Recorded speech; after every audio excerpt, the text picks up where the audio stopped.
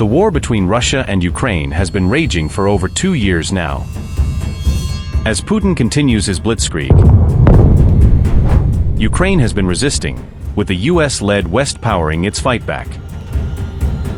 Ukraine has been devastated militarily and economically, with thousands now openly defying Zelensky's bid to enlist more men in the military.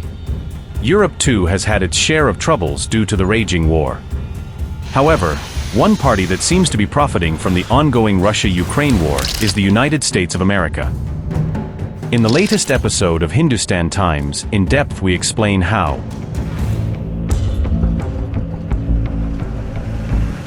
Since February 2022, the war in Ukraine has dominated the news cycle, highlighting the harsh realities of conflict and the resilience of the Ukrainian people. But beyond the immediate battlefield, the war has had major economic implications worldwide. For the United States, the impact has been multifaceted, touching various sectors from defense and energy to broader economic dynamics. However, unlike other nations, the economic effects on the US have been a boon for the American economy. This has raised one pressing question: how deeply is the United States entwined in the economic currents stirred by this conflict? And to what extent is it benefiting from the war? One of the most direct beneficiaries of the Ukraine war is undoubtedly the US arms industry. As the conflict escalated, so did the demand for military equipment and supplies. This surge in demand has been a boon for US arms manufacturers. In the latest, the US Army awarded Lockheed Martin a multi-year contract worth $4.5 billion for its Air Defense Patriot missile system, the Pentagon said on Friday. The Patriot system is one of an array of sophisticated air defense units supplied by the West to help Ukraine, as it continues its defense against Russia's invasion. In April 2024, the US Senate passed a $95 billion supplemental defense bill. Of this, nearly $60.7 billion was earmarked for Ukraine. The bill promises that 64% of its funds will rejuvenate the US defense industrial base. A promise it seems to have held.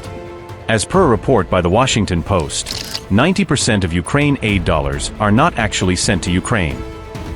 Rather, these funds stay in the US, where leading defense contractors have invested tens of billions in over 100 new industrial manufacturing facilities, creating thousands of jobs across at least 38 states directly,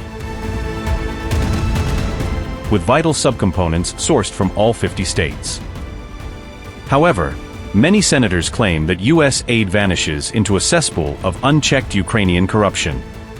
The Ukraine aid was not only meant for weapons, but also for humanitarian aid and with the money redirected to defense contractors in the US. Certain senators have raised a need for accountability and transparency. And one thing, regardless of what you think about Ukraine, I think we can't all agree on, is that we have to watch that money like a hawk. We cannot allow it to be stolen. We cannot allow it to be wasted.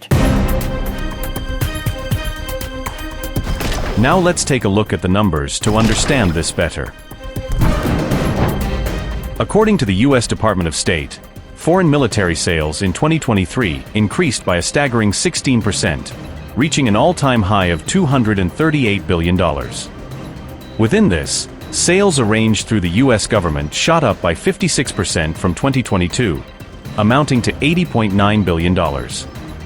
Meanwhile, commercial sales by US companies totaled $157.5 billion, reflecting a 2.5% increase from the previous year.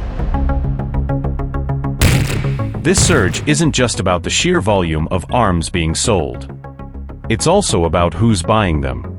European countries, anxious about the proximity and unpredictability of the conflict, have been major buyers. Countries like Poland and Germany have significantly ramped up their military spending, much of it directed towards American-made weapons and defense systems. For companies like Boeing, Lockheed Martin, Raytheon, and Northrop Grumman, this conflict has translated into increased orders and hefty profits. These companies are now working overtime to meet the soaring demands of both the US government and international clients. For instance, Lockheed Martin, maker of the HIMARS, which has been central to Ukraine's counteroffensive, plans to increase its Camden, Arkansas facility's workforce by 20%, and recently announced increased profit projections through the end of the year. Similarly, General Dynamics has committed to building new production facilities in Mesquite, Texas, bringing money and jobs to the region.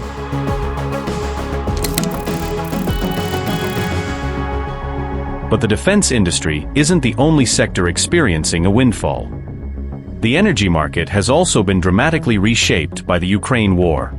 With Europe facing a severe energy crunch due to sanctions on Russian oil and gas, the United States has emerged as a critical supplier. In the wake of the war, the US has stepped up its liquefied natural gas exports to Europe. In fact, the US has become the leading LNG supplier to the continent, helping to fill the gap left by reduced Russian supplies. And it's good to come back here because we are not only partners, the European Union and the United States are good friends. And this could be felt throughout the whole work that we're doing together. Indeed, you helped us enormously when we wanted to get rid of the Russian fossil fuel dependency. You helped us enormously by delivering more LNG, helped us through the energy crisis. This shift has not only reinforced America's position in the global energy market, but has also provided a substantial boost to the US energy sector. Companies involved in LNG production and export, like Cheniere Energy and ExxonMobil, are seeing significant gains. The increased demand from Europe has led to higher prices and boosted revenues, positioning the US as a dominant force in global energy supply chains.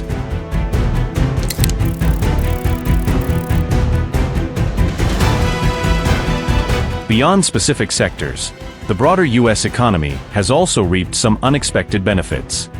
One of the key factors here is the influx of capital into the US as investors seek stability amidst global uncertainty. As the war in Ukraine creates volatility in global markets, the US dollar has strengthened. This flight to safety has led to increased investment in US assets, boosting the dollar's value and, by extension, the US economy. Furthermore, American financial markets have seen inflows from European and other international investors looking to shield their investments from the turbulence caused by the conflict. This influx has helped buoy the stock market and provided additional liquidity to the US economy. As European nations look to reduce their reliance on Russian energy and diversify their defense supply chains, they are increasingly turning to the US for support and partnership. This realignment has strengthened US ties with European allies and opened doors for new economic collaborations. It has also positioned the US as a more central player in shaping the future economic and security landscape of Europe. In essence, the Ukraine war has provided the US with a unique leverage, allowing it to extend its influence in Europe and beyond, both economically and militarily. From booming arms sales and a dominant position in the energy market to increased investment and strengthened diplomatic leverage, the US economy is benefiting in multiple ways. So, the question that arises is whether the United States strategically maneuvered its economic gains, leveraging tragedy for financial and diplomatic influence? Or does its support for Ukraine serve a deeper moral imperative amid geopolitical turmoil? Tell us what you think.